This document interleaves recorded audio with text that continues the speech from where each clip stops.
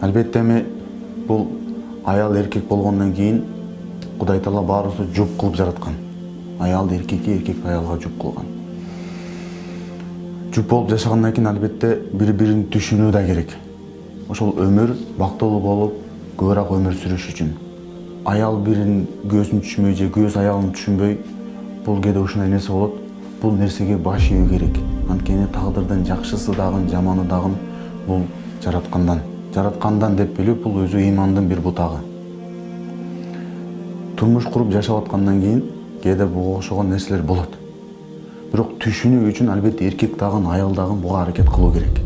Ошо көзүн түшүнбөй, тилин таппай, экөө тең бири-бирин түшүнгүсү келбей, бир аял данышманга келет экен дагы, данышманга айтат экен: "Мен күйөөм менен көптөн бери жашайм. Экөөбүз бири-бирибизди түшүнбөйбүз. Керек болсо түшүнгүбүз да келбей калган учур болуп калат. Айлам кетти" дегенде, жанагы данышман айтат экен: "Сен мага арыстандын 2 тал жалын алып кел" дейт. Мойнундагы. Макул деп аялдын ошол күйөөсү менен тил табышам деген максаты күч экенде дагы макул деп жөнөп ошого макул болуп. 2 айдан өтүп калганда арыстандын 2 тал чачын жалын алып келип данышманга мейдеп таштайт экен. Данышман таң калып: "Бул сен арыстандын жалын каяктан таптың? Кантип алып келдиң?" дейт экен. Аял айтат экен: "Мен бул арыстанга жетиш үчүн биринчи мен аңчылардан сурадым, каякта жашайт. Бул эмнени жакшы көрөт, эмнени жаман көрөт, эмне ичет, эмнени ичпейт, качан уктайт, качан турат. Айтор арыстан боюнча мен бардык маалыматты билдим" дейт. Ошентип билгенден кийин күн сайын 2-3 маал эт тыштап отуруп арыстанга. Эт тыштап отуруп 2 ай 3 ай дегенде анан монтип кучактаганга чейин бардым дейт арыстанды. Аягында ошол кучактап мен 2 тал жалына жулдум, мына алып келдим. Эми дуаңды кыласызбы, дуаңызды кыласызбы, эмне кыласыз? Мага бир айлам таап бериң дейт.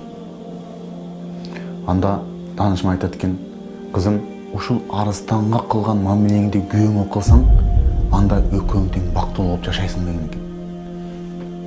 Бул жерде арыстанга 2 тал жалына жетүү үчүн жанагы аял эмне жейт, эмне ичет, качан жатат, качан турат, эмнени жакшы көрөт, эмнени жаман көрөт, баарын изилдеген да.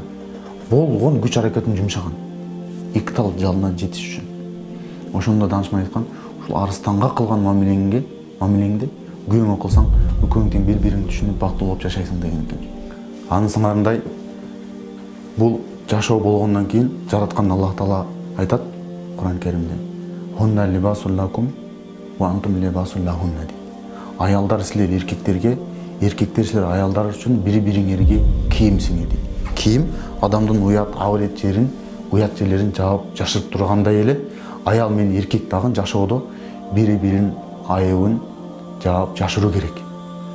Үй бүлөнүн бекемдиги үчүн, үй бүлөнүн бактылуу болуп жашаш үчүн, бири-бирин түшүнүү үчүн айыптарын жаап жашыруу керек. Бул жашоонун бактылуулугуна болгон бир жол мына ушундай болот.